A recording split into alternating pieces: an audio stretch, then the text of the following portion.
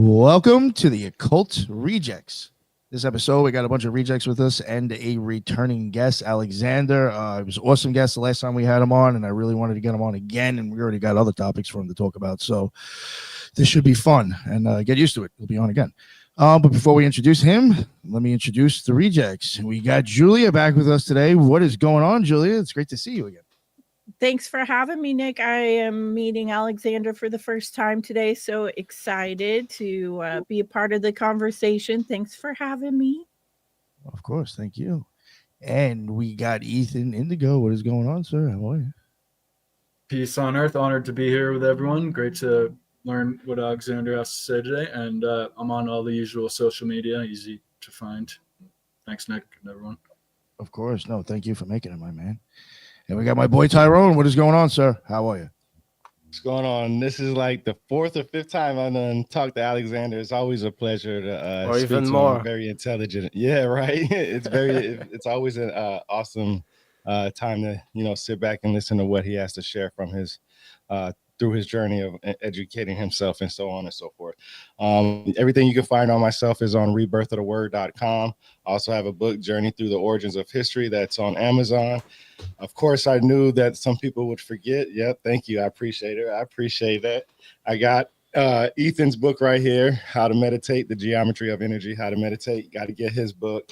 Nice. And then, of course, I got Alexander's book right here. I got that too. But I appreciate it, and I'm ready to get it started. Hell yeah. No, thank you. I'm glad you joined us. And we got the Headless Giant. What is going on, bud? How you doing, everybody? It's beautiful Saturday. I'm glad to be on here with Alexander. He sounds like a legend. I can't believe I've been sleeping on this. I'm ready to see it. You can find me on YouTube and X. Look for Headless Giant. And if you have any weird occult stories, you can send them to my email at theheadlessgiantpodcast@gmail.com, and we will read those out on Thursday nights. So check that out. Thank you. Hell yeah. And we got trilogues tomorrow with Ethan. So it's going to be good. Hell yeah. Definitely check out the trilogue. And if you got any stories for Headless, throw in your address in there and I'll send you some free stickers for the story. So make it worth your while to send an email. All right. Jin the Ninja, what is going on, Friday? Hey boss, what's up? Mr. 93. Okay, so if you want to follow me, I'm at Wukong Reborn, WUKONG Reborn. That's my personal account on Twitter, or you can follow the show at Threshold Saints, Apple and Spotify, and all your podcast providers. My episode with J. David Osborne will, I think, drop tonight. I think that's what I set it for. So yeah, that's happening. And then also thank you so much for inviting me. And then also it's my second time speaking with Alexander. And I want to also shout out, of course, the Grey Lodge, which is kind of taking off. So we do have a YouTube channel now, and we do big spaces, and we get really good numbers. So if you're interested in speculative ontology, speculative Gnosticism, speculative Kalachakra, which is basically just Tantra. But if you're interested in those, yes, you can subscribe to the Grey Lodge YouTube channel, and all of our episodes are uploaded, including Aeon of the Daughter. So awesome. Great work to the boys there. And yeah, I'm really excited. Thank you. Of course. No, thank you. People definitely go check out his Grey Lodge stuff. I highly suggest it. Before we introduce the guest, though, I did want to bring up, I had mentioned before about the free stickers with Headless. I got free stickers for people if they want any. If you can see them too well up there, I'll send those out for you. We got t-shirts that have that and the Silent Rainbow logo on them as well that I'm selling to try to help with the events that we have that I'll list real quick. We got a bunch of events that the Occult Rejects will be at. Tyrone will be there at most of them, and hopefully some other rejects might show up at the other ones. Fingers crossed. October 4th, we got a Bigfoot thing at the factory in Franklin, North Carolina. We'll be there. October 18th, we got Charlie's Beyond Belief, and that is in Fort Myers, Florida, and it's at a Masonic Lodge, and we are booth number 33. I had to pick that one. So, yeah, they let us pick our booths. I was like, of course I'm going to pick 33. It was either that or 17. So, yeah, we got that booth, and that's, yeah, October 18th in Fort Myers again, Charlie's Beyond Belief, and then October 25th and 26th will be in Arkansas, and that will be at the Paranormal Expo. It's supposed to be like the biggest yearly thing for the paranormal in Arkansas. That is 2 days. We'll be there then. And then there's one confirmed for the 22nd. That is another UFO thing, and that will be in Mooresville, North Carolina at the Army National Guard. There's two other ones, but I don't have like definite addresses, but those are definite. We'll have a booth there. Tyrone will probably be at most of them except for maybe the Arkansas thing. Jules may make it from he said, he's going to try to make it. He lives not too far away. So, yeah, fingers crossed. There'll be a few other rejects there besides me. And these are all cheap events. They're like $10 or $15 each. So even if you don't like us, you can show up to tell us to go fuck off for $10. So, or even put it this way, they're so cheap that if the speakers suck, you could just hang out with us at the booth for a while. There you go. So regardless, I think it's worth it if you're in the area. Now I'm going to shut up, and we're going to bring on Alexander. And real quick, he did send me his book. Very nice guy. He sent me, wait, I got to close this note tab out. There we go. Yeah, he sent me this book. I just got it a few days ago. That's what's up. I'm definitely going to check it out.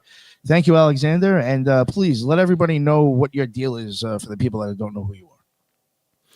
Yes, my name is Alexander Czeszkiewicz, and I'm from Poland. We would say, researcher, and I'm an author. This book that I've sent you, originally in Polish, was written by me just at the age of 17. And then, because of the law, I needed to wait until the 18th birthday to publish it. So it was published first in Poland at my age of 18. And then I translated it into English at 19. So it was, many people say, early journey into all of that. But still, it's, a full book, no like just some short crap. Like nowadays, Amazon and other platforms are flooded with some short AI crap. No, it was even before the age of AI. AI, I think 2 years or 3 years ago appeared. So it was before that. And my first interest was history, lost history, how it really turned out, lost civilizations. Could there be something before, the alleged first civilizations like ancient Sumer, Egypt, and India? But I went beyond it because in order to understand history, you need also other branches of science and a lot of knowledge from other sources, other types of knowledge, not only historical ones. So I branched out, and I would say that nowadays I'm concerned with the biggest mysteries of the entire universe, existence, whatever you may call. And that's why in the previous episode we talked about lost civilizations and stuff like that about my book, but in this one we will talk a little bit about science, about universe, about reality, how it all works, how science, like in the title of our conversation, is limited to a very large extent. What does it mean? What does it imply? And many other stuff. But I will also talk about history today. It wouldn't be only about science.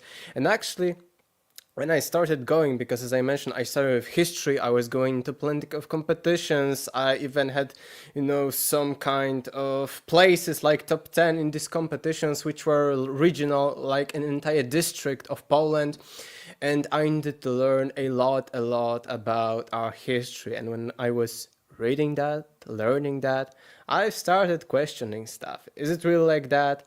Was ancient Sumer really the first civilizations? And why are scientists, skeptics telling us that, any idea of previous civilizations or humanity being much older than ancient Sumer is ridiculous according to them?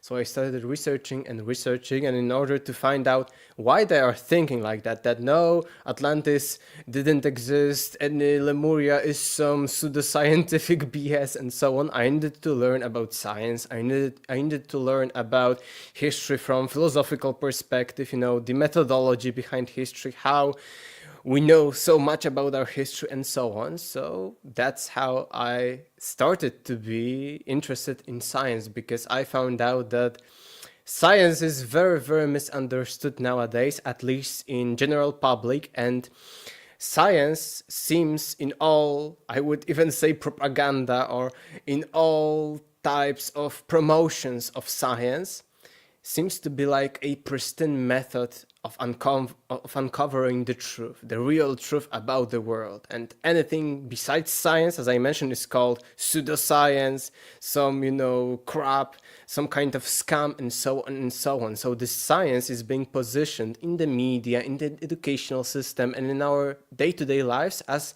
the ultimate method of discovering, let's say, truth.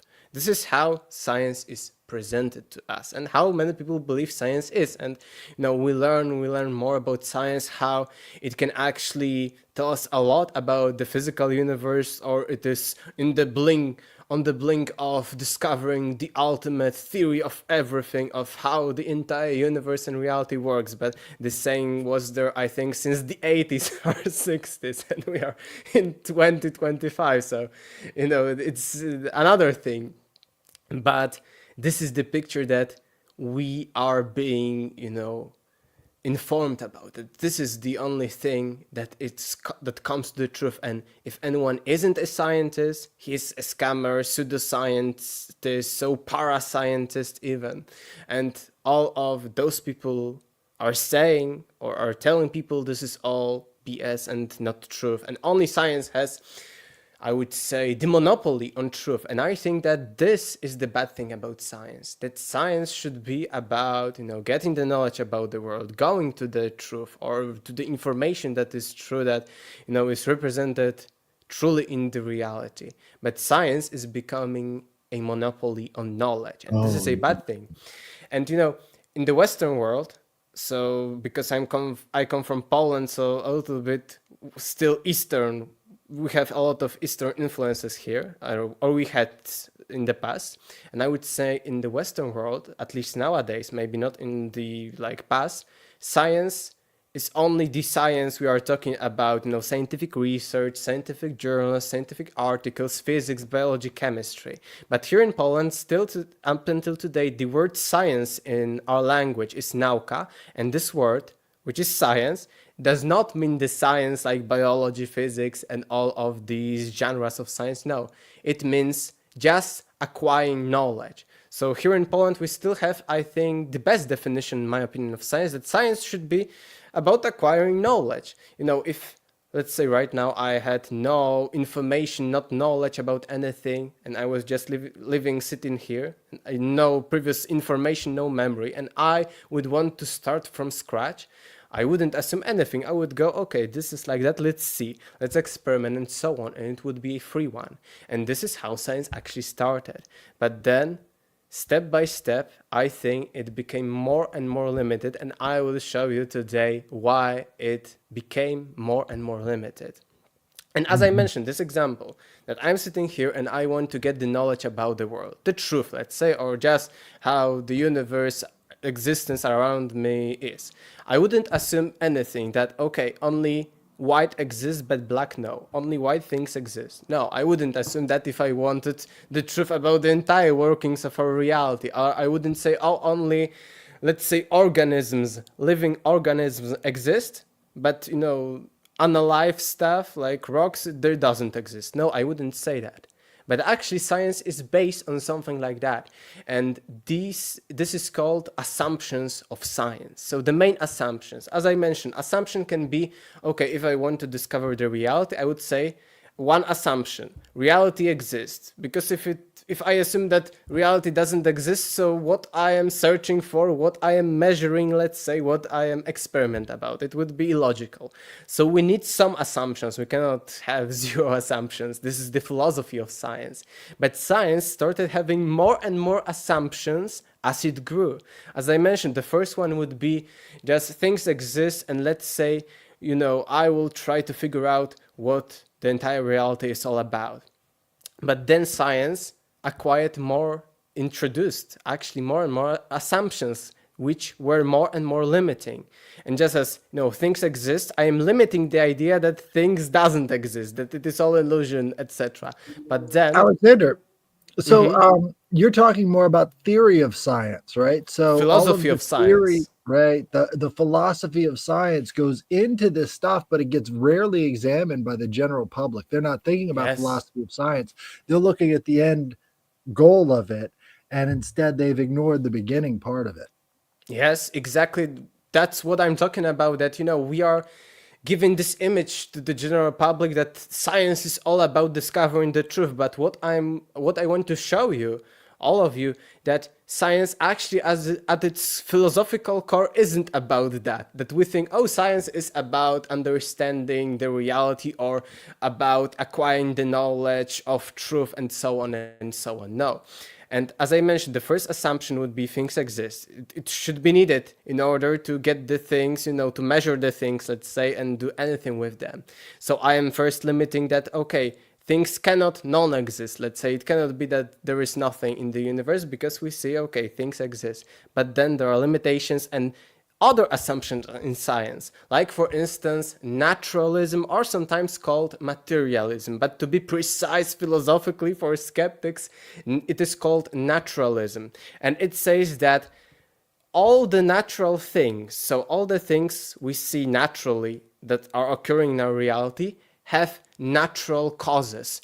So in short, there is nothing supernatural in the world. There aren't supernatural causes of natural things. Like the best example would be some kind of mythology in which, thunderstorms are being created by some god. But now we have science which explains how thunderstorms appear in the world, and we see that there isn't any supernatural cause.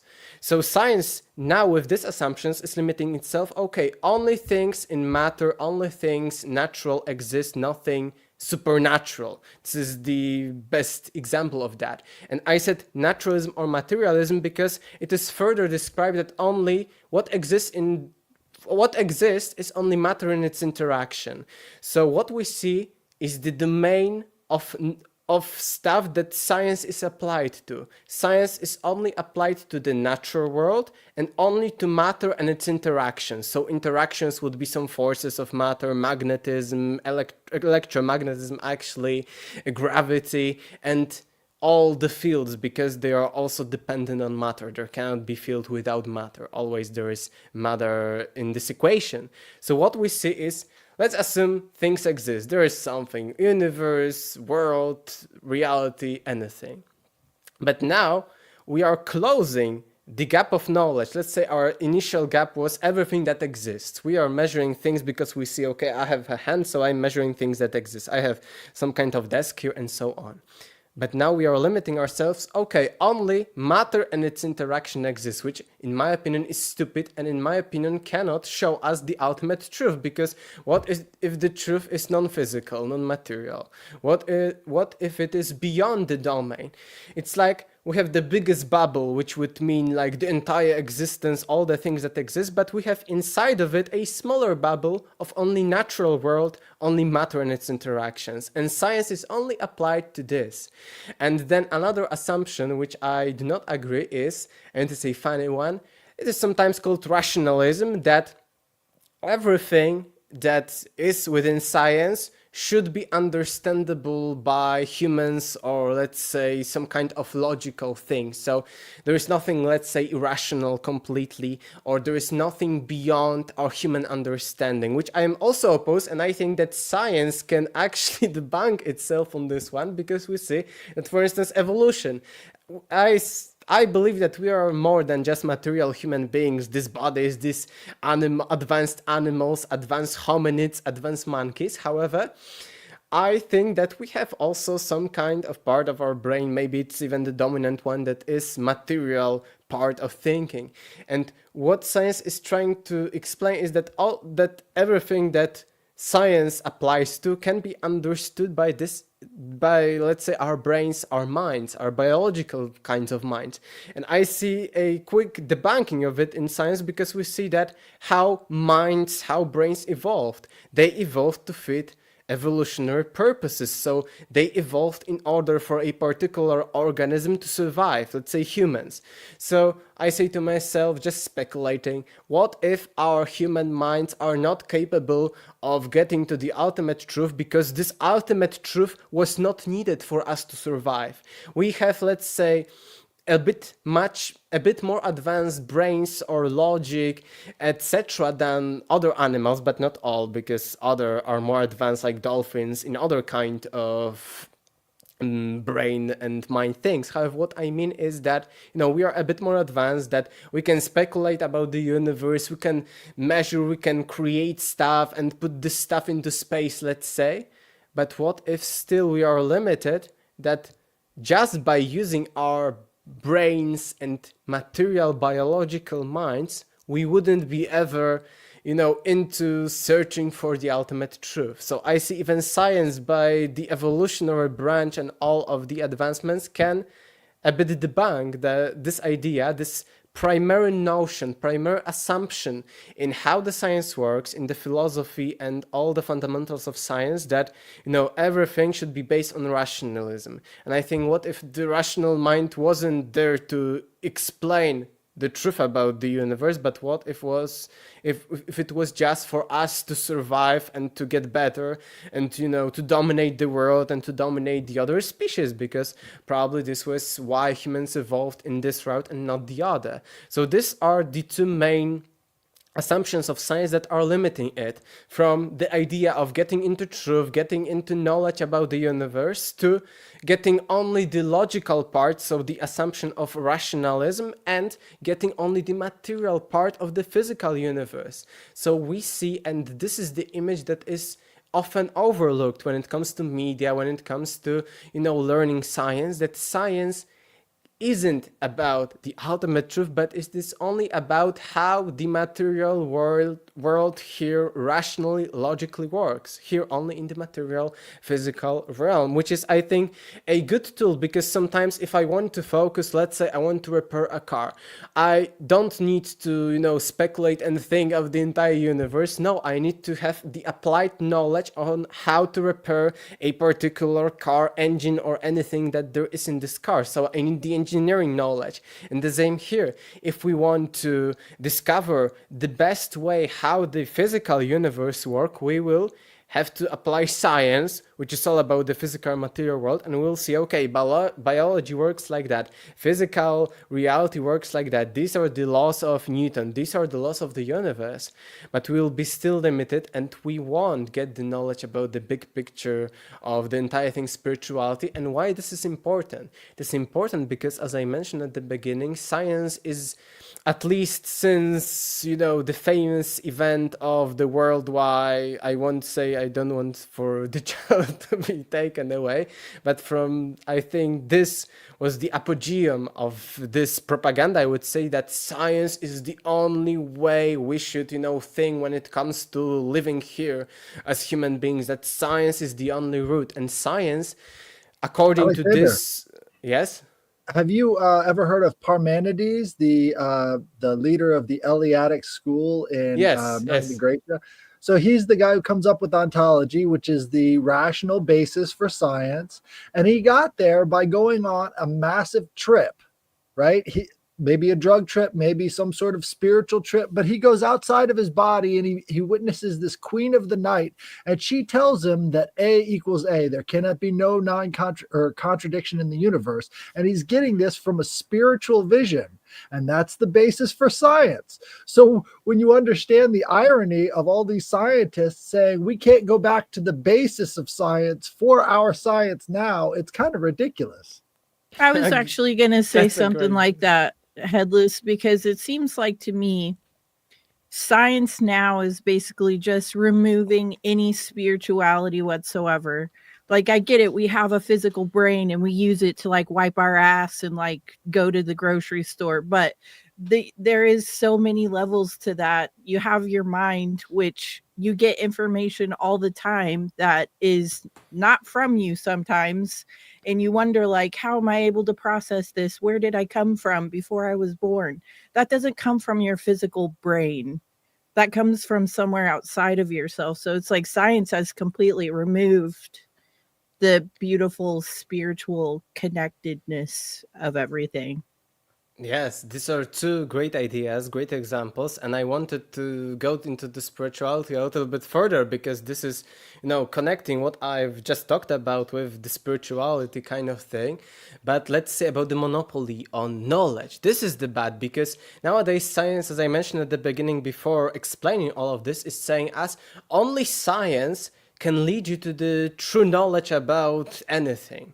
But actually, as I mentioned, here are the limitations of science. So what if I am going beyond the domain of where the science is applied? Then, science, eliminate that. He's the scientist. This is a scam. This is some kind of grift, etc., hoax.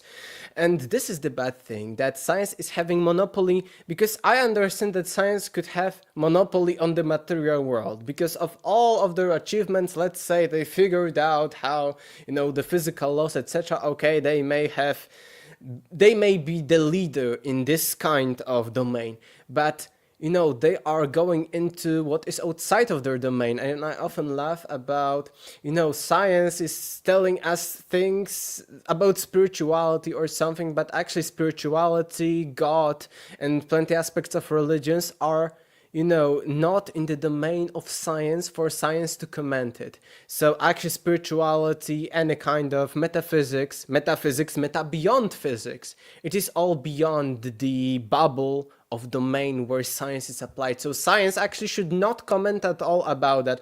Let's say I'm the mechanic, you're the biologist, and I know things about the mechanical stuff. Okay, this is maybe a bad example because I can tell you about the mechanical parts of our bodies, but I do not know shit about, biology, cells, and everything. And it would be like, oh, I am a mechanic, and I would tell you, no, you're wrong about being biologist. No, it is not about cells, mitochondria, and stuff like that.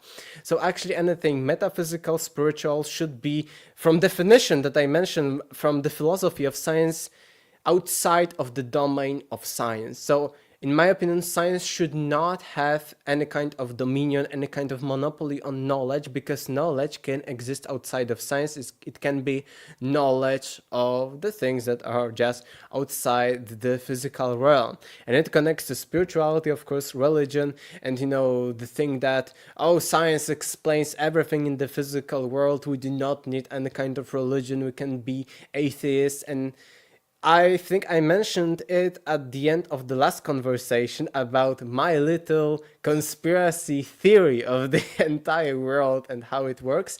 I think it's a step-by-step process of limiting our spirituality, ending in getting us as human beings into a complete physical, like getting us into the physical realm, blocking us from anything spiritual, mystical, out of physical, metaphysical, and maybe later turning us into robots, all the transhumanism agenda and so on. I think that this is one of the steps, and I think it manifests throughout the entire history, that we started, let's say, with just spiritual beliefs, then the first shamanism and so on, then religions. But still, for instance, first religions were polytheistic. They explained that, there are plenty of different forces of nature that those people thought were gods, etc. And then, we are being more and more limited when it comes to our spirituality, like closed in a smaller and smaller cage. Let's say the first stage was just pure spirituality, then shamanism, closer cage, then polytheistic religions, so still plenty of possibilities, but then limited also by Brahmins, for instance, in India, and other, kind of priests in other religions. Then monotheistic religions, so only one god, all the other gods do not exist, or all the other forces and gods and stuff are bad, etc.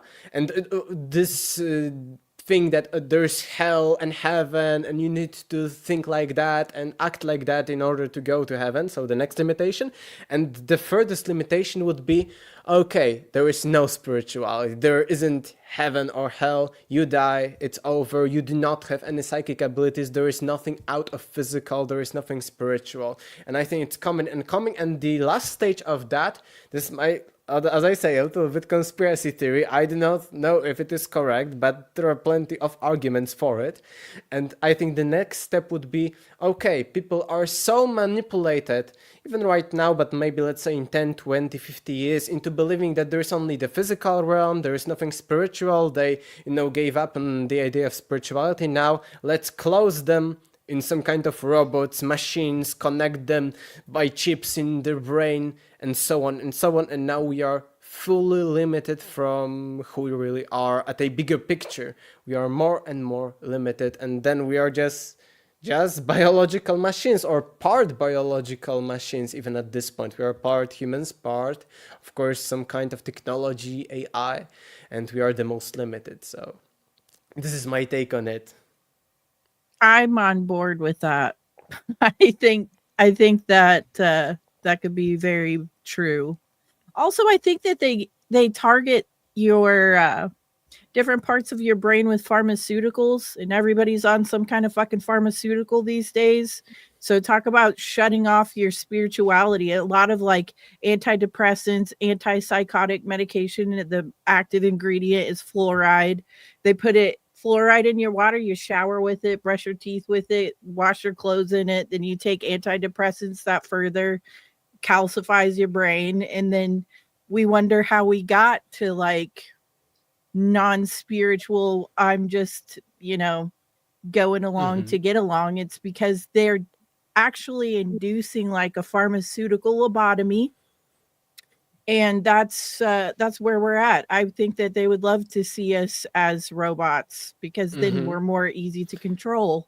Yes, also to add to that, it doesn't need to be like things we eat or we take some drugs, but it can be also, first one, propaganda and making us from little kids into only the left analytical, logical part of the brain. And you mentioned lobotomy, there were some kind of experiments of, how right hemisphere is acting, how left hemisphere is acting. And when they cut us out of the left hemisphere this time, people were having, spiritual things all the time. They even couldn't feel where there is a boundary between them and the outside world. They like couldn't, they couldn't analytically, logically 3D think at all.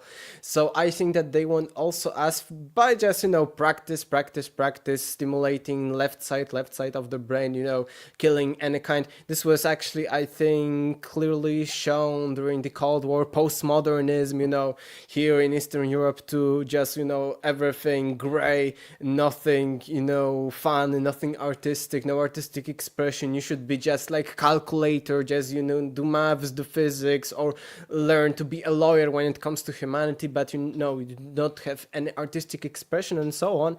And I think this is the part that even through propaganda, and we do not need to eat anything, they can, get us like 80-90% into the left hemisphere, and we are very limited because even we are not using the full capacities of our brain, and maybe this right side of the brain is much more connected to spirituality or other parts like the pineal gland, and you mentioned calcification by fluoride and other stuff. But also nowadays we are in an age that they can go into two routes. One, they can analyze how the brain of you works, like, put a headset on you and check out to 70% about, according to them, what you think or what you are thinking about approximately, maybe not the entire thing you visualize and all the information, but they can predict what you are thinking about, so they can control you in this way. But they can also control you in a different way, that for instance, by putting electric signals in your brain, then they can like trigger memories. They can trigger certain thoughts about, okay, I'm hungry, I will go to eat something, and so on. So maybe, future technology could easily, not like with advanced something, no, just with current technology, make some implants into your head, or maybe with some nanotechnology that you are not even aware of, and enable it to put advertisements in your mind. You know what I mean? To some extent, I think that our imagination is actually connected to something beyond the physical one, but I think that they can dominate your brain easily. And if they dominate constant simulation, in constant stimulation or when we are in the survival state, we are not thinking about the universe and stuff like that, how it works, about philosophy. No, we are shrinked. And I think that this is the technology that they can do. We do not even need to eat anything to do that. But this is a bit dystopian, and I'm optimistic. I think that, maybe it's not our scenario for the near future. Something I want to say between Julia and you, Alexander, I thought of Ellen McGilchrist. I think I'm saying his name right. Somebody that I've wanted to get on the show. He has an amazing book called The Master and His Emissary. I have it, and I've only like read a little bit here and there, but I've watched him do presentations on it and talk about it. And he says, like right now, he thinks there's a huge problem with that. Like we're all basically like way too much on the left side of the brain, and that that part of the brain will like start to lie to you if you get like scared or afraid to make sense of stuff. He says, so like we're kind of like creating our own realities to deal with life at this point and not acknowledging for what it really is. It's fucking free. Yes. Yeah, I 100. agree. I think that they've been developing this kind of technology from like the 60s, though. I think as soon as it rolled out like TV, yeah, and it's like you were saying they could put something in your head that makes you crave Taco Bell all the time. Well, that shit is already happening because, with the way they advertise drugs, food, everything, flashing lights, constant programming, I think that they've already found a way without even touching you physically to disrupt how your brain is supposed to work. Just from like watching movies, shows, whatever. Electronics doesn't even help. Yeah, your phone. Yes, I'm also afraid, all the electromagnetic connection and, some newer things like, Wi-Fi, 4G, 5G, and so on. But I think that, maybe in their secret, like, experiments, or maybe in the near future, they would be able, to do everything remotely. We are just going, or maybe they will input you some kind nano stuff that you are not even aware of. You maybe even just breathed it in while you were outside of your home or even at your home, and you're walking, and then you're doing something that it is not you, but they controlling you through your nervous system. And nervous system is actually, I think, easy to control because it is electromagnetic to some extent, electric. So different impulses, just like I mentioned, this is an old actual technology, as you mentioned, 60s, 70s probably, that just putting different impulses in special parts of the brain can result in now you remember your most traumatic one. You have, like a vision, like a memory, or they make you hungry and so on. The same with manipulation. I mentioned fluoride, but other chemicals that are, messing up with the hormones. They can do a lot of things with our body. And that's why I think all the propaganda and all the things it is going toward is eliminating spirituality, anything beyond physical. Because if you think that you're only the physical material body, machine, let's say biological, you are limited. And you think maybe even if you are aware of what we are talking about, that they can control you in all the possible ways, you are like, oh, I can't do anything about that. They will get the nano stuff. I will, do that. I will maybe even kill some people and so on. You are not aware of that. You are actually aware, but you are, in this depressing state. And I think that's why they want to kill the spirituality, to say, okay, you see now our enemies, let's say, USA and other countries like China or Russia, these countries can do that. So you have to abide us, or if it's vice versa here on the eastern side of the world, you need to be careful. Western things bad, they can control you, and you need to obey us, the government, and so on. So I think this is why it's going into the material one, because if you know about spirituality, if you truly experience it, you are not fearing anything. The death is not the end, and so on. So you have a different mindset to go, even if it existed, into this negative dystopian stuff. You have a completely different attitude towards it.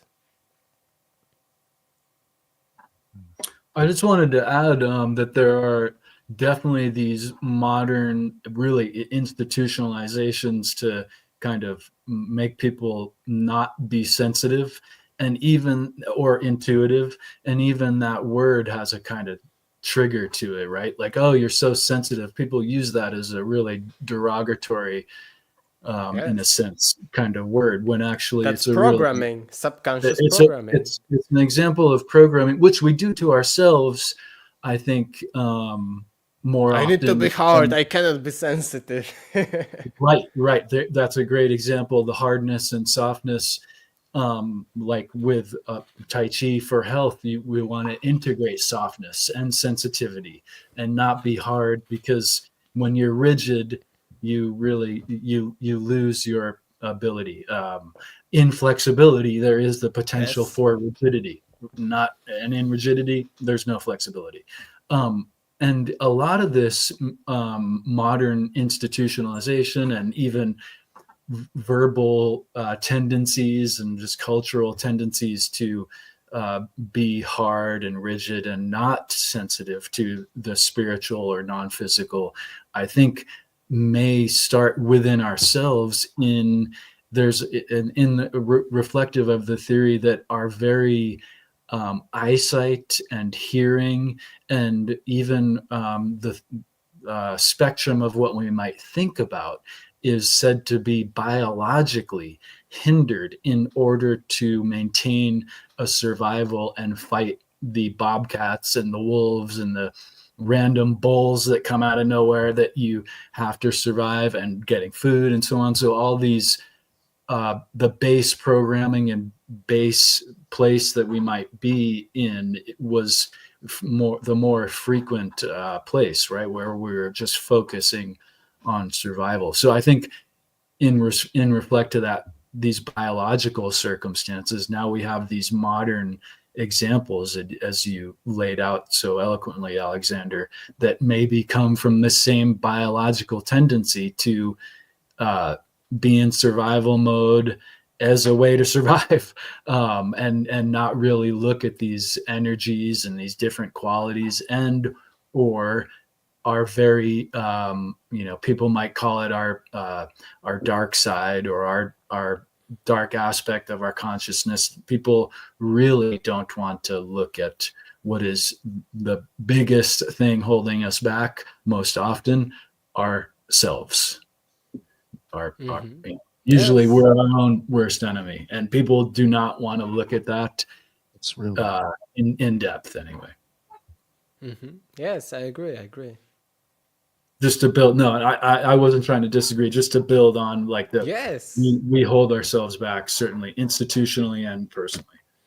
Yes, I think it's a great example of, how society, or I mentioned the Eastern side, or postmodernism one, this, I don't want to call it philosophy, school of thought or anything. I think it's like global phenomenon that, make you fit, that you need to fit into that. And there are plenty of different ideologies that are, throwing people into a particular route when actually you can be free, and you will see that, it's just a route. Just as science, as I mentioned at the beginning, is limited in its own way, and science is only, I would say, science is only a method of understanding physical, with emphasis reality, and who knows, maybe even not entirely, if we take into the consideration this rationalism thing that, maybe our minds are not supposed to know everything. Yeah, I think depending on where you are, even emotionally, I think there's certain things you should understand at given times. Something like that. It's hard to explain. One thing I did want to bring up, it's a little bit kind of off.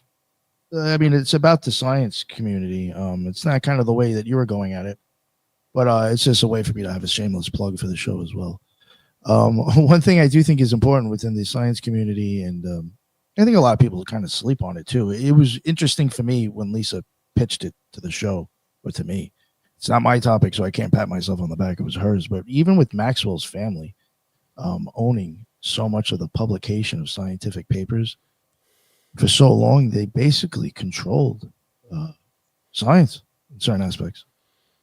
Yes. Yeah, so Yes, it's just McGraw about Hill. science, about different, even outside of science, there are people who own a lot. Even nowadays with the food industry, there are also, like, you see, okay, we have 5 big companies that control all the 80% of the food, and you will see, okay, but all these 5 are still under control of the one majorly, so.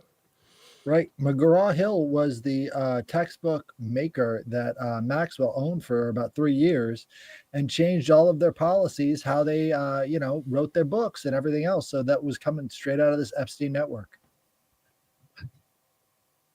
Yeah, no, that is true. And I think for some reason, I think they had to do something with like German or Nazi stuff with McGraw Hill. I don't know why. Can't remember that. Germans actually, because of it is very German and Nazis actually was a very interesting case because of their isolation from the outside world during the World War. They actually started with completely different ideas, and the Nazi science of 1944, so before the last year of the world, in comparison to, let's say, American science and global science outside of Nazi Germany, was completely different just after a few, like 4 or 5 years being isolated during during the Second World War, which shows you that maybe, you know, sometimes isolation can be a good thing because you won't think the same things as the other ones all over the world are thinking. So I think it's a good example that, you know, we say, oh, science, everyone agrees with science and so on, but here you will see that after all these years of isolation, just a few years actually of isolation, their science, their physics was a completely different, you know, kind of thing. Even they went back to the beginnings, and some of the prior things when it comes to physics, they, you know, say, no, it's probably a little bit different. They weren't right in plenty of things, but actually, when Western sciences discovered that, they were heavily inspired that, wait, what is it? So...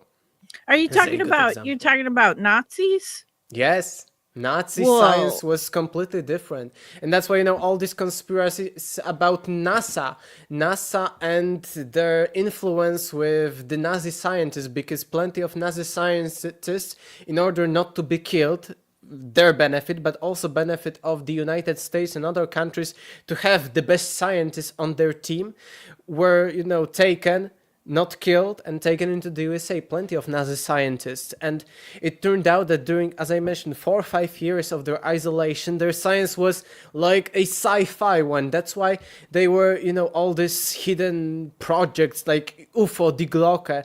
These were here in Poland. Plenty of these projects were created here in Poland, actually. Die Glocke, their kind of UFO, this Hornet kind of craft that later inspired the American stealth, these fighters, which are like out of sci-fi movies. So Nazi science was really out of this world, because they were also heavily influenced before that by occultism. Because before even the like NSDAP, so the party nationalists of Hitler, nationalist party, became a power in Germany, even before that, at the end of 1800s, at the beginning of the 1900s, they had their roots in occultism, because plenty of their members were into that. Later, when the Nazis came into power in Germany, there even started projects, as I mentioned, of this physics, but also projects on non-material stuff. Projects about uncovering hidden history. Even, you know, Himmler, so, you know, one of the biggest guys when it comes to Nazis after Hitler, was trying to search for Atlantis. And now you see, for instance, I don't know if you know Flint Dibble and other skeptics who are saying, oh, Graham Hancock is bad because of his Ancient Apocalypse series and so on.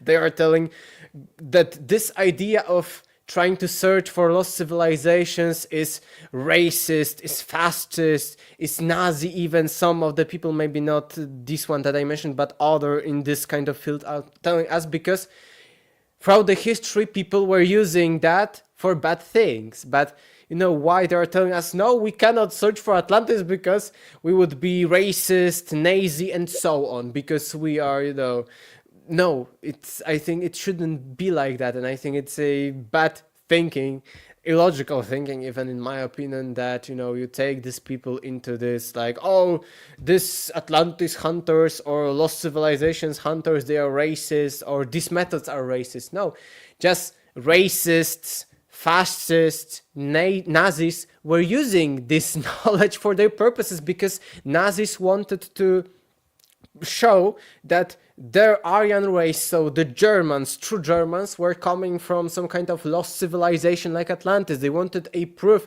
because they really were racist, and they thought that their Aryan race is superior in comparison to others. But they were using this Atlantis knowledge that we may talk about for bad purposes. But it doesn't mean that Atlantis Atlantis hunting is Nazi in itself. No, it isn't, but plenty of people interpret it like that. So Nazis, there are crazy stories. They even wanted to recreate some kind of UFO, interdimensional UFO, no, like a physical one for space travels outside of the space-time reality after the channeling.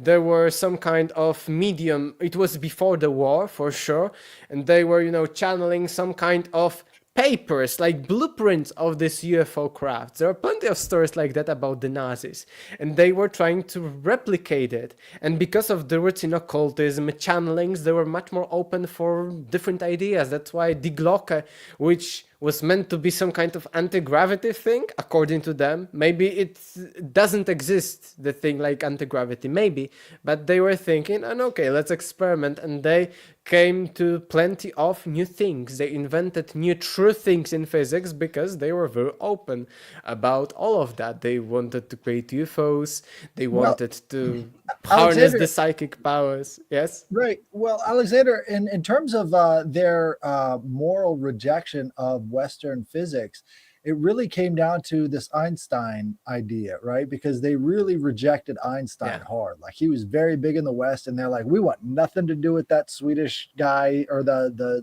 Swiss guy. Jewish guy. He was a Jew. Guy. I don't want this podcast to be taken off. Sorry, Nick, but they didn't like Jews, and Einstein was a Jew.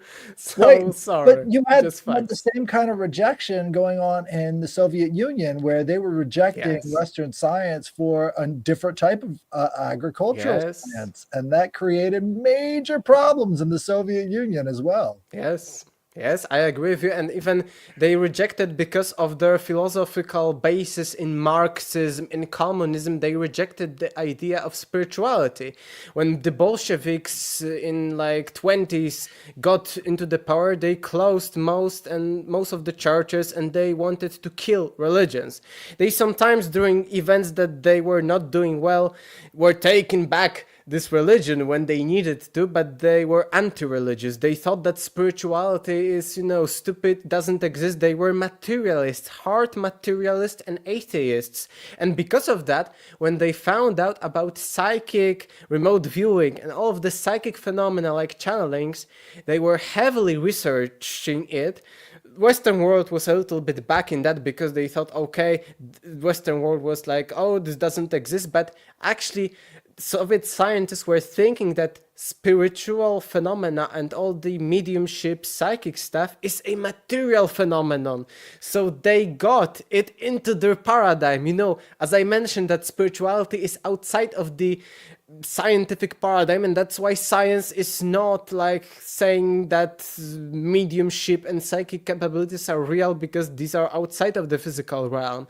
But Soviet scientists were thinking, but maybe they're physical. I do not agree with them at all, but because of that, they implemented it into their scientific community, and psychic stuff was so heavily researched in USSR, like they were really, really into it because they thought it is some kind of material stuff, and that's why then later USA was, wait, they are investigating it, so maybe we should too. And that's how the Ingos one, the famous remote viewer, and other later were involved into that. So I think that Soviet Union was the first in that, and then later USA was that we should investigate it too. Like, our enemies are doing that, we should too. So there are plenty of interesting cases showing us different kinds of science in the Soviet era, in the Nazi stuff. I think it is not only the rejection of Einstein was a part of that. Like, they even say, I was in my high school, I had major, but in high school, like extended version of history, like different subjects, and history was extended, and it was focused on the times from 1900s up until the end of the World War II. So it was heavily focused on this period. And I remember there were even some quotes that from scientists back then during the Nazi time, that we won't accept this Jewish thing that Einstein is propagating. They were, so racist that no, it's Jewish thing, it's not true, it's propaganda and so on. They were telling like that. It was a part of rejecting Einstein's gravity and so on. But part of that was also that when the war started, they were completely isolated. It wasn't like nowadays they can browse the internet and check what scientific advancements are. Back then, the scientific research was not that big like nowadays. So in 4 or 5 years, Nazis were actually not informed on everything that was happening all over the world when it comes to science. And this was the part isolation and part rejection of the Western one. In the USSR, similar. That part was the rejection. There is nothing beyond matter. There is only matter. We are atheists. We are socialists. We are materialists. And also part of the isolation of the Western. The Western is bad. Here, even in Poland, it was up until the 1890s, so 1989. So like 30 plus years ago, we were under the communist regime, and all the Western stuff was bad.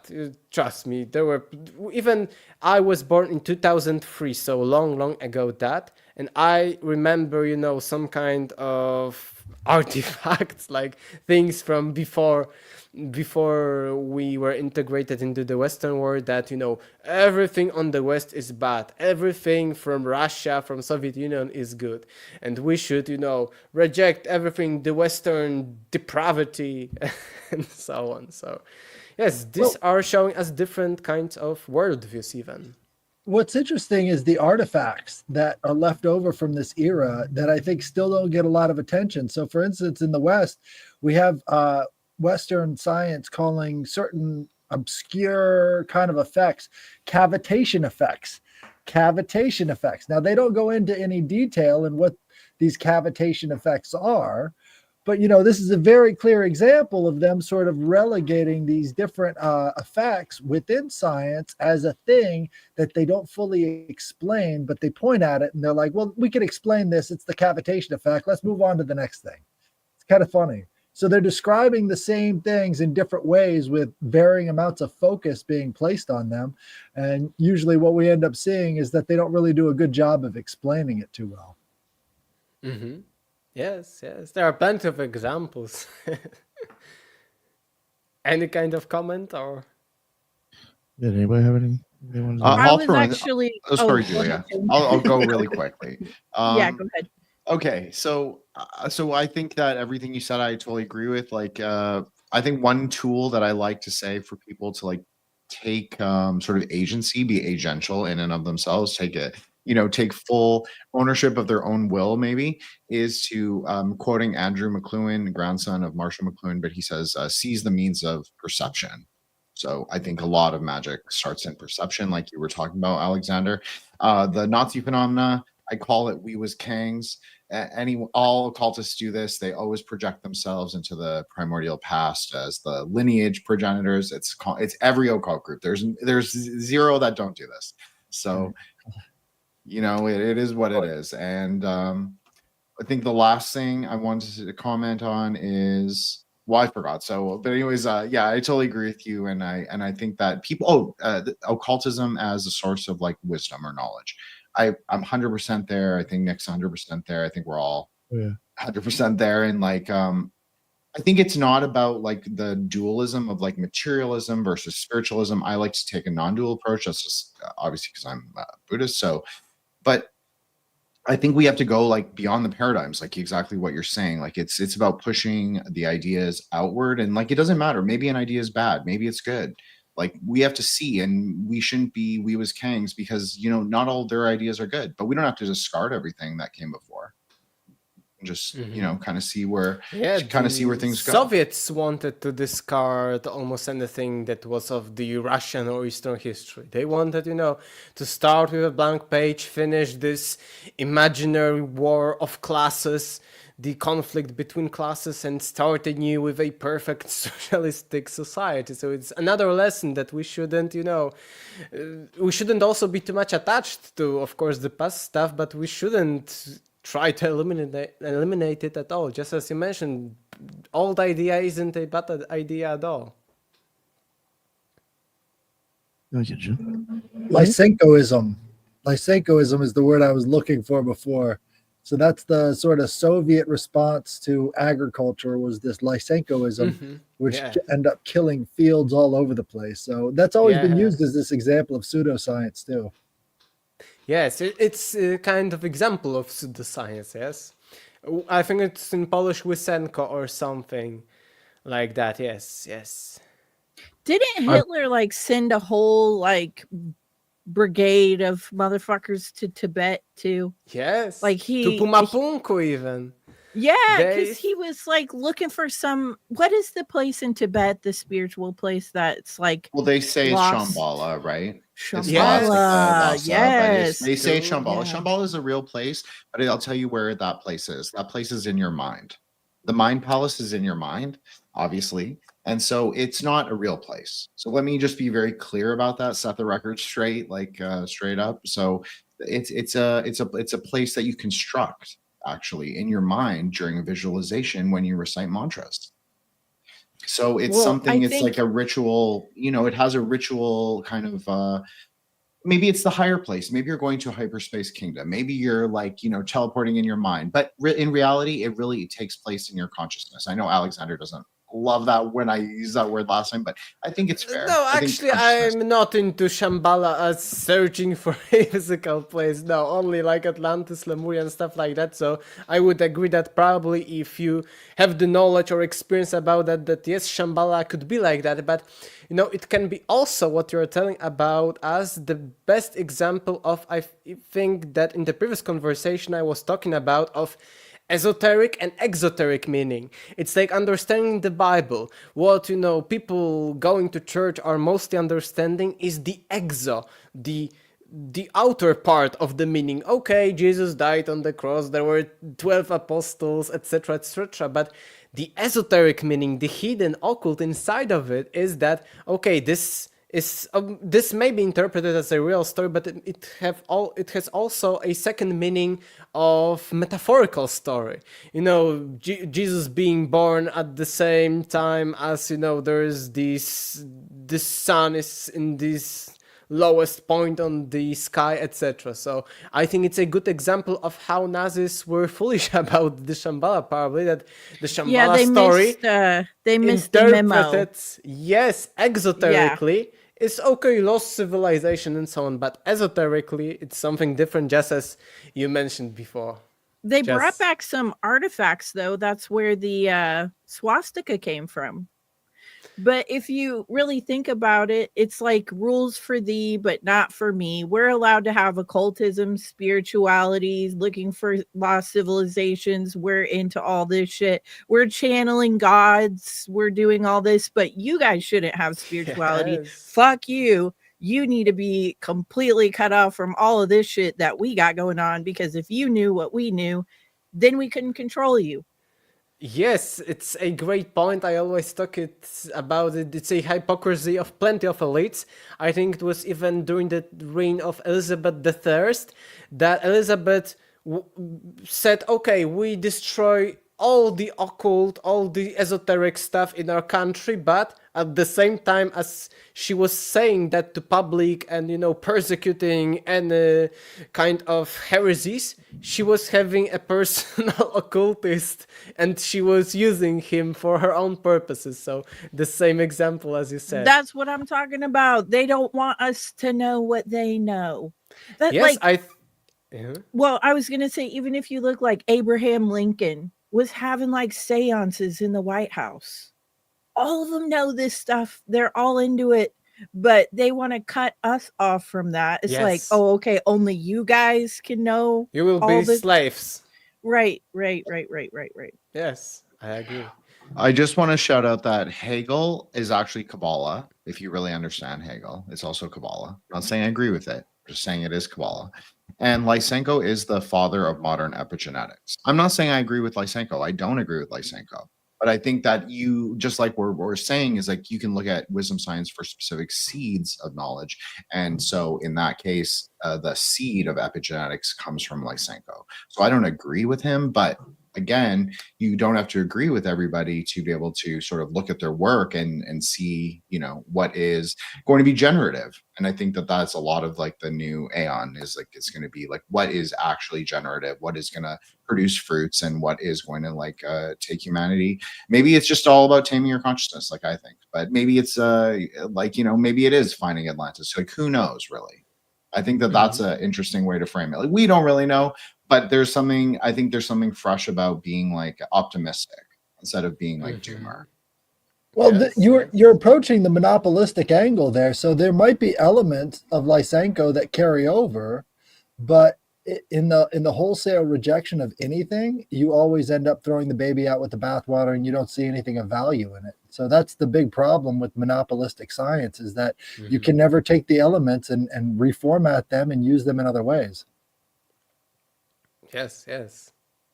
I believe I don't know if it was Lysenko, the same mode of agriculture, but Stalin infamously grew in Marxist theory, everyone coming together is equal. He put forth that idea into agriculture and would grow many different types of wheat in the same fields, and they all failed.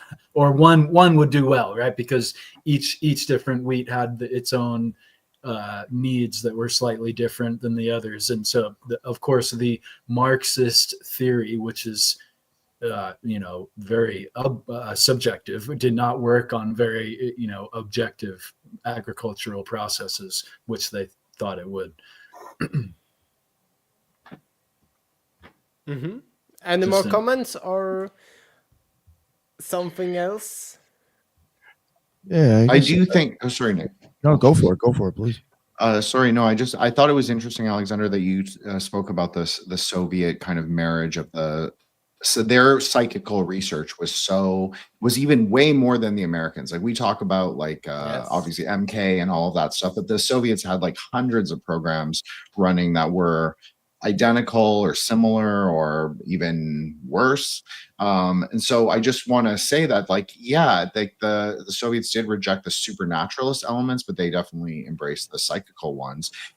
But there is something useful even in that framework, right? Like, that's also what's interesting, is like, if you take away the supernatural sort of elements in the layer of story, then you're actually talking about sort of our own cosmogenesis, like our own like story of humanity, rather than a story of like the deities or whatever. You're talking about like fundamentally about us. So I applaud them for that, but I agree that you have to have the spiritual. You have to have like there's a metaphysical layer. Like, ontology is everything, right? I think we all agree on that. Like, yes, it's just that Soviets, labeled the psychic part as a material one, because they thought that, the psychic would turn out to be something like gravity or like force of electromagnetism that maybe right at their time they do not understand it, but maybe in the future they will be able to measure it physically, but they couldn't do that. And there were plenty even of prototypes of, some kind of machines that could, see the auras, etc. And some of them, allegedly work. Some of them were a complete crap, because it turned out that it wasn't within this realm that they were thinking this psychic capabilities are within. Thank you. Did anybody else want to ask or add anything before we wrap it up? I can finally jump in. Okay, so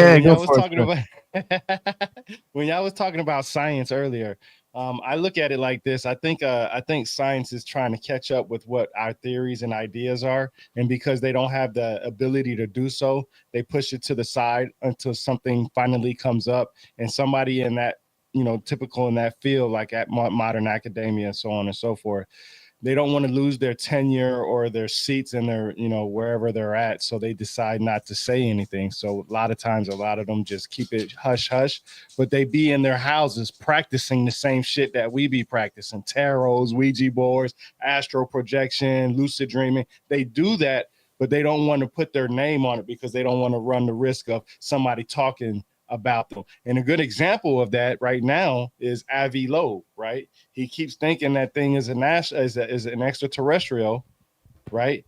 But people are saying that the facts are saying that it's an asteroid. So Now it's up to when it finally shows up, how are we able to prove it otherwise, right? Because we got a person from Harvard, from modern academia, who's actually putting their name out there on the line and so on and so forth.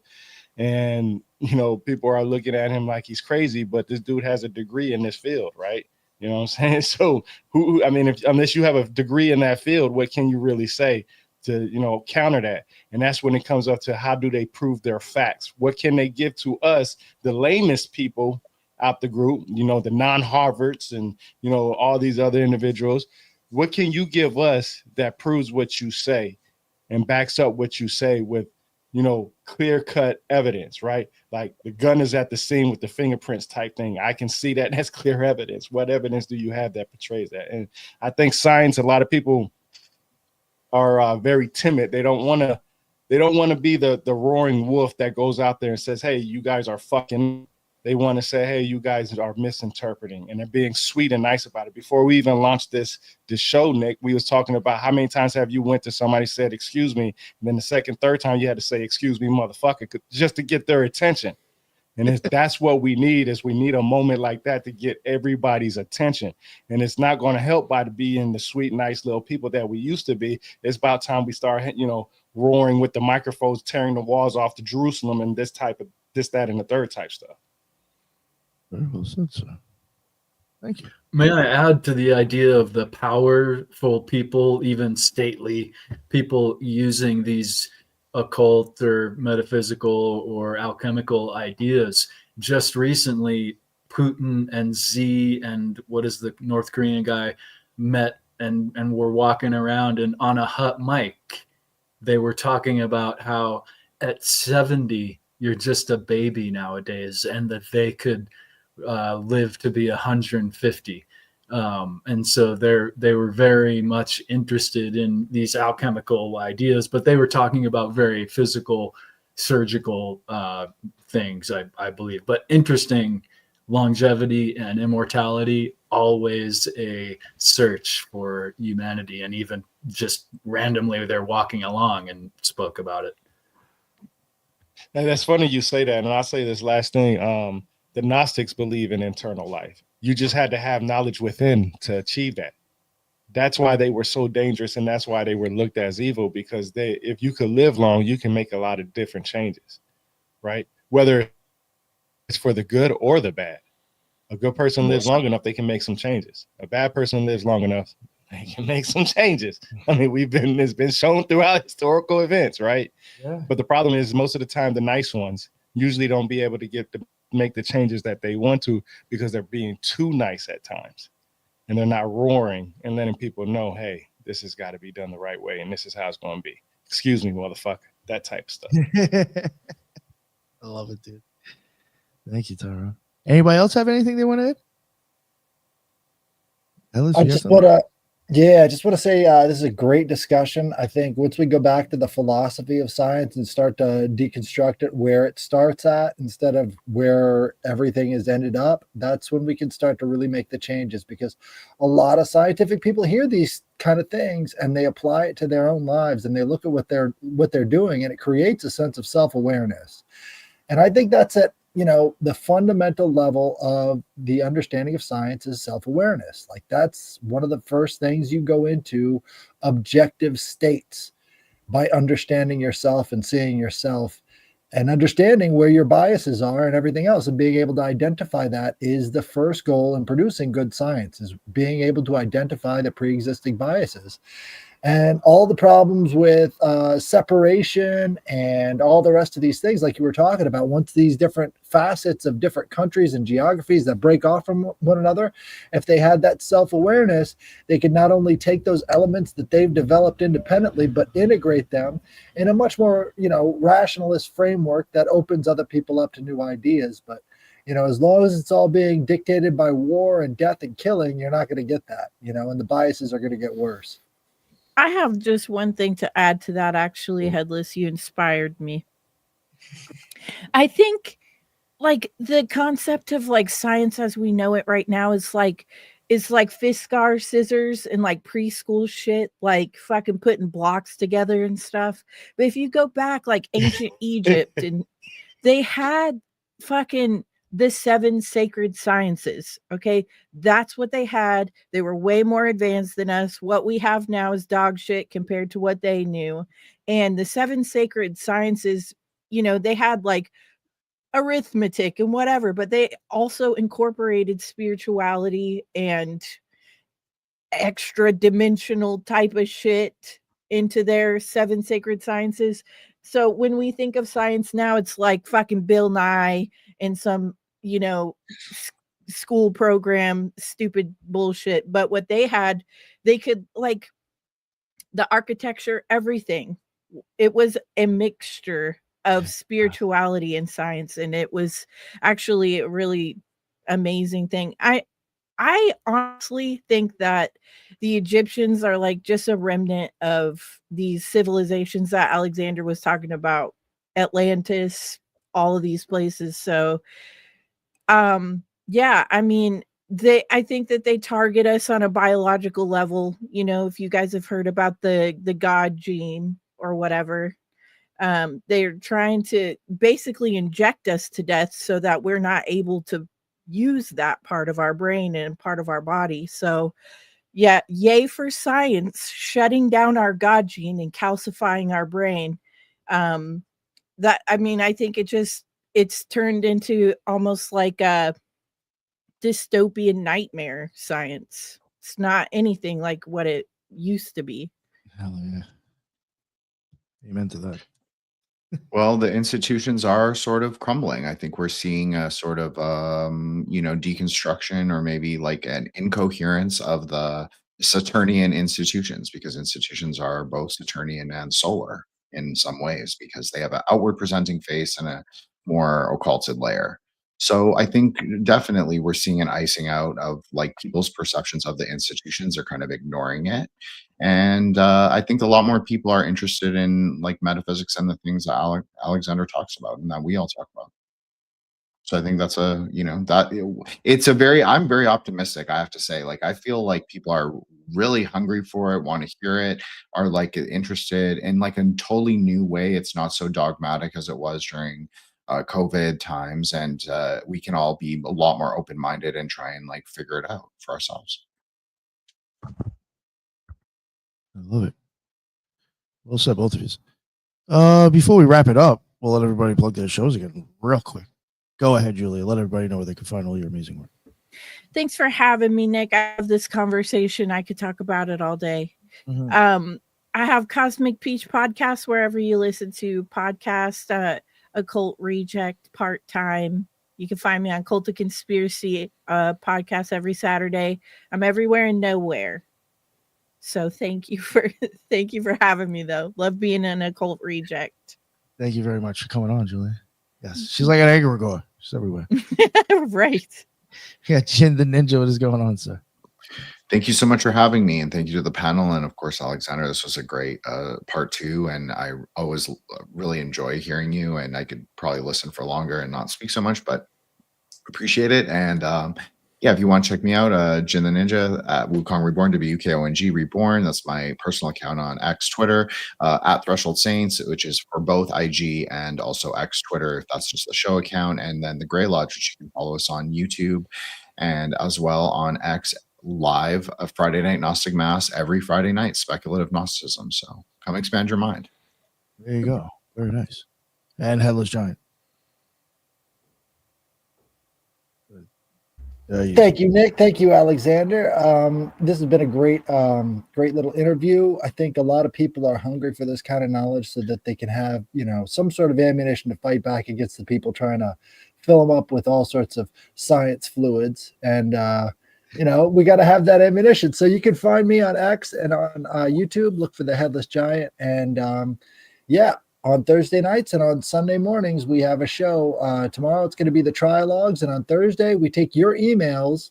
And if you send me an email with your occult/paranormal/interesting dream experience, Nick will send you some free stickers. So go ahead and send that to the Headless Giant at gmail.com or Headless Giant Podcast at gmail.com. And we'll hear from you later. Thank you. Oh, yeah. Thank you very much for joining us. And yes, send those stories over to Headless. And Ethan, my man. Thanks, everyone. Thanks, Alexander. That was awesome. Yeah, check us out tomorrow. Headless and Ricardo and I will be discussing contemporary ideas and different ideas every week. And yeah, I'm on all the usual social media, and I got a couple of books out there actually exploring non-physical topics, so a lot of it. So yeah, again, Alexander, that was awesome. Thanks, you guys. Oh yeah, thank you for joining us, Ethan and Tyrone, sir. Hey, I appreciate it, Nick. Alexander, that was a great presentation, man. Like I said, man, you always come with the good stuff, the fire, the good information, the knowledge that we need. I really do appreciate that. Everything you can find on me is on my website, rebirthoftheword.com. I just created a Rumble account where I'm actually going to actual historical places. I appreciate that, Alexander. I'm going to actual historical places. The last one I went to was just Fort George Historic Site in Georgia. I was representing Occult Rejects with the shirt. So, I was out there representing. I've got to say, he doesn't promote his book, so I do. The geometry, get his book, The Geometry of How to Meditate. And then I got Alexander's book. Get his book also. I always actually I have a couple of Ethan's books. I'm just going to, the next time he's on with me, I'm going to promote the other one. So I'm just gonna keep it going for him since he forgets a lot. But I appreciate it, y'all. Yeah, no, thank you. And finally, Alexander, and please let everybody know about your books and stuff that you got as well. Yes, you can find me on many social media like YouTube, Facebook, Instagram. Just the best way is copy paste my name and surname, Alexander Czeszkiewicz. Sometimes the English one is with global, so Alexander Czeszkiewicz Global, because I have also a Polish one. But you will see which one is which one by the language, so don't worry. And my book is Deja Vu Has Everything Already Been, just as Tyrone is showing us. It's on Amazon in plenty of English-speaking regions like USA, Canada, Australia. Just, again, copy-paste the title Deja Vu Has Everything Already Been or my name and surname, and you will find it in English. Thank you once again. Thank you for all the good things you were talking about. I really am happy that you liked. I see the comments also. People liked that everyone here liked what I had to say. And I can't wait for the talk about Atlantis. That will be good too. Thank you once again, Nick. Yeah, of course. No, thank you for bringing that up. I was going to leave the listeners with that. If you enjoyed this show, hopefully within a few weeks, we'll have this man back on again, and we'll be talking about Atlantis. I'm looking very, very much forward to that. Again, Alexander, thank you so much for coming on. It's always a great chat, always a great discussion, for real. And, the chat loved it, and I appreciate everybody that was in the chat on all channels that it was streaming out to. That's what's up. A lot of you are there from the beginning till end, and you all had great stuff to say. That's why we go live. And until the next one, everybody be well. Later.